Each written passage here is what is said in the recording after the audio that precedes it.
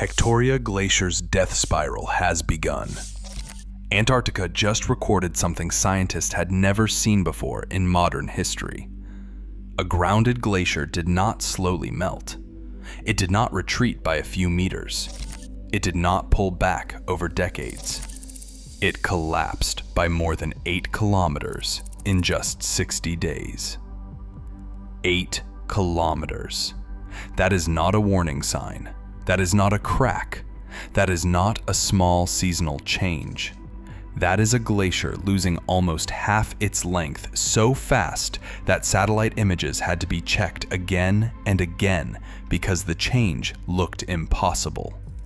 And what makes this truly disturbing is that Hektoria is not even Antarctica's biggest glacier. It is not the famous Doomsday Glacier. It is not the one most people were watching. But that is exactly why this matters. Because Hektoria may have just exposed a hidden failure mechanism beneath Antarctica's ice. A process scientists knew could happen, but had never watched unfold this clearly in the modern satellite era.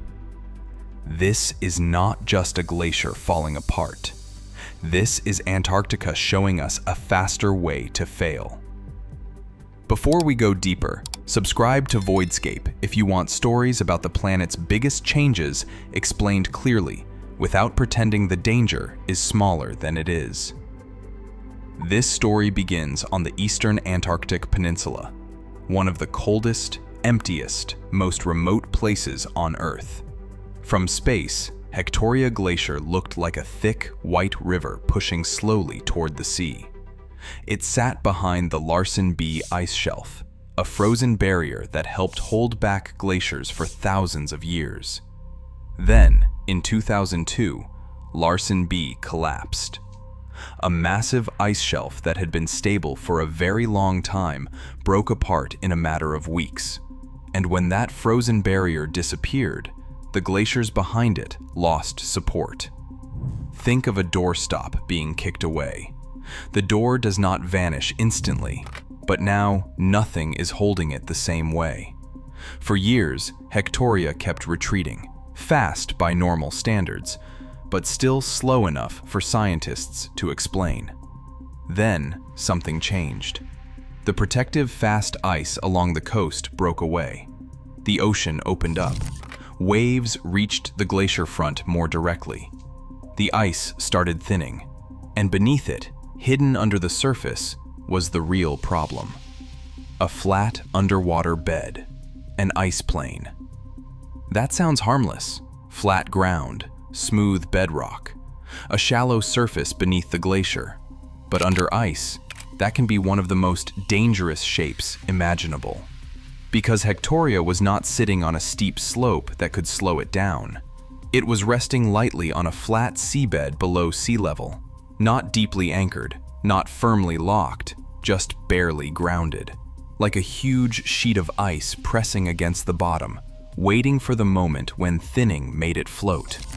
And when enough ice thinned, the glacier did something glaciers are not supposed to do this quickly. It lifted, it floated, it cracked from below, and then it began to disintegrate. Imagine placing a giant slab of ice on the floor of a shallow swimming pool. As long as the ice is heavy enough, it touches the floor. It feels stable. It looks stable. But thin it just enough, and suddenly that same slab begins to float. The moment it floats, it is no longer protected by the ground beneath it. Water can move underneath. Waves can attack it. Cracks can open from below. The whole structure changes. That is what happened to Hektoria. It crossed a threshold, not gradually, not politely, all at once. Once that threshold was crossed, the glacier did not behave like a slow-moving wall of ice anymore. It behaved like a shattered plate. Huge sections broke away. Ice that had been grounded entered the ocean. And that matters because grounded ice is different from floating sea ice. When floating sea ice melts, it is already in the water. But when grounded glacier ice moves into the sea, it adds new water to the ocean system. That is the part that pushes sea levels higher. So Hektoria is not just a dramatic satellite image. It is a warning about how grounded Antarctic ice can suddenly become ocean ice. And when that happens fast, the math changes. Between January 2022 and March 2023, Hektoria retreated about 25 kilometers. But the most shocking moment came in November and December 2022. In just 2 months, the glacier retreated around 8.2 kilometers. That was nearly 10 times faster than previously measured for a grounded glacier. Let that sit for a second. Scientists who study ice are used to alarming numbers. They are used to glaciers thinning. They are used to ice shelves cracking. They are used to retreat. But this was different. This looked less like modern glacier retreat and more like something from the end of an ice age. Not thousands of years ago, not buried in geological history. Right now, in front of satellites, in real time. It was like Antarctica briefly stopped moving at glacier speed and started moving at disaster speed. That is the part that should make people uncomfortable. Because the world has built its coastal future around projections. How much sea level rise by 2050? How much by 2100? Which cities need seawalls? Which roads need raising? Which ports need redesigning? Which neighborhoods become flood zones? Which countries lose land first? All of that depends on understanding how fast ice can move from Antarctica into the ocean. And Hektoria just showed that under the wrong conditions, the answer may be much faster than expected. Now, Hektoria by itself will not drown New York. It will not sink London. It will not erase Sydney. That is not the point. The point is that Hektoria is a test case, a small glacier exposing a big weakness. It is like seeing one bolt snap inside a bridge and realizing the entire structure may contain the same kind of bolt. The bridge has not collapsed yet, but now you know where to look, and scientists are looking. Because Antarctica is full of hidden landscapes under the ice, beds, troughs, basins, ridges, channels, slopes, and plains.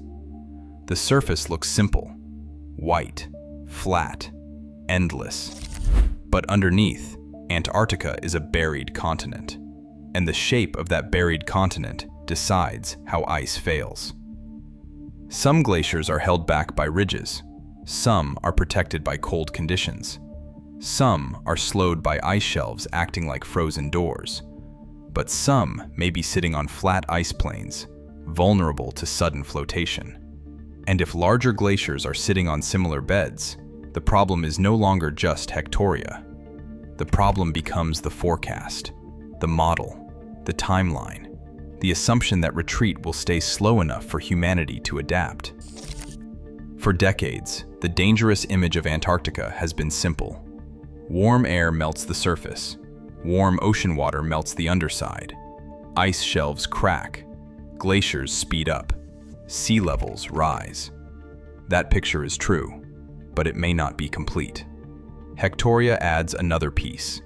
A hidden bed shape can turn thinning into sudden collapse. Not just melting, not just warming, not just ocean erosion.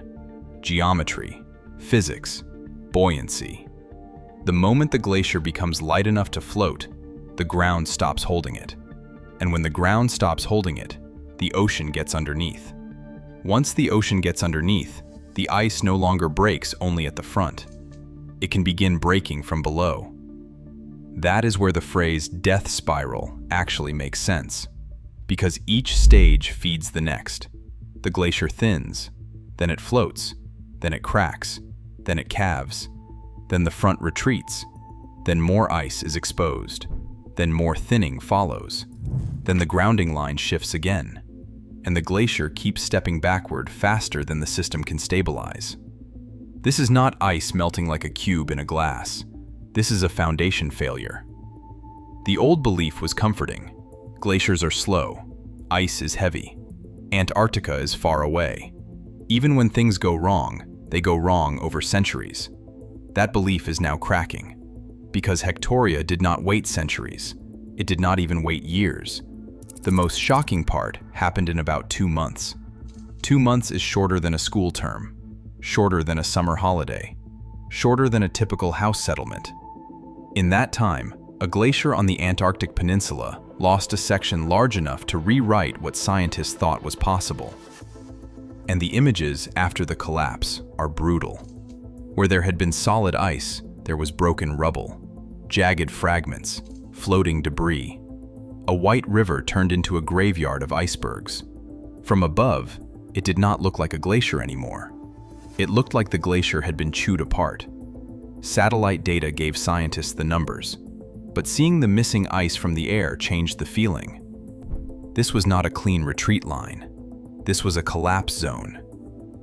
And here is the part calm sea level charts do not show you. The numbers are not just about water.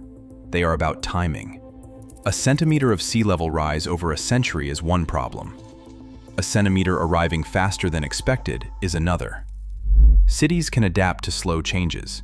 They can raise roads, move drains, build seawalls, change flood maps.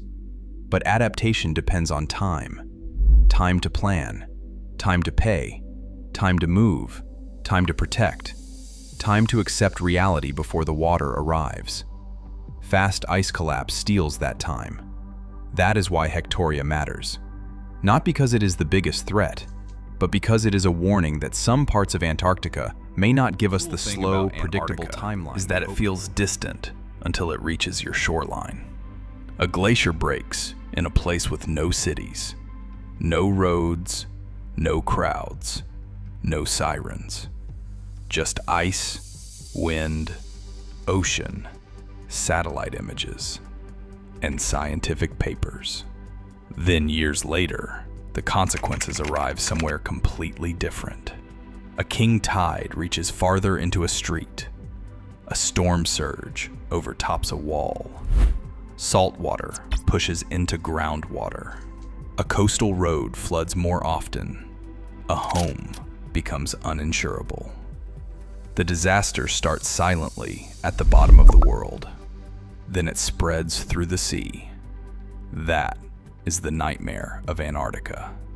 Its collapse does not look dramatic where people live, until it does. Hektoria is also a reminder that the ice sheet is not only melting from the top, it is being attacked from the sides, from below, and from the hidden geometry underneath it. The surface can look solid while the foundation is weakening. The glacier can look permanent while the ocean is quietly preparing the next break. And when that break comes, it may not move at normal speed, not at historical speed, at Hektoria speed. 8 kilometers in 60 days. The question now is not whether Hektoria can be put back. It cannot. That ice is gone. The question is what its collapse reveals about the rest of Antarctica. Where else are glaciers lightly grounded? Where else are flat ice plains hiding beneath the surface? Where else could a glacier that looks slow today become a sea level problem faster than expected? Those are not comfortable questions, but they are the questions that matter now. Because Hektoria was not supposed to be the warning sign. It was not famous enough, not large enough, not dramatic enough. And maybe that is exactly why it is so frightening. The glacier nobody was watching as closely as the giants just broke the record. And behind that record is a message no one wants to hear. The frozen world is not as slow as we thought. Hektoria Glacier is not dying because of one warm day. It is dying because the system holding it together lost one support after another. The ice shelf was gone. The fast ice broke away. The glacier thinned. The flat seabed let it float. The cracks opened. The ocean moved in. And the glacier crossed a threshold it could not uncross. That is how a death spiral works. Not one disaster, a sequence. Not one failure, a chain. And now the pattern is visible. If larger glaciers begin to fail this way, the story will not be about one glacier on the Antarctic peninsula. It will be about coastlines everywhere. Cities built too close to the water. Ports, roads, airports, homes, and communities that assumed the ocean would rise slowly enough to handle. Hektoria has already shown us that Antarctica can fail faster. The satellite images are already there. The measurements are already there. The broken ice is already floating away. This is not a future scenario anymore. It happened. And once the ice starts moving at that speed, there is no emergency button. No last-minute wall. No quick repair. No way to push the glacier back into place. There is only the ocean. There is only the ice. There is only the physics. And there is the uncomfortable truth that Hektoria may not be the final warning. It may be the first clear sign of a much faster Antarctic future. Welcome to the new age of ice collapse.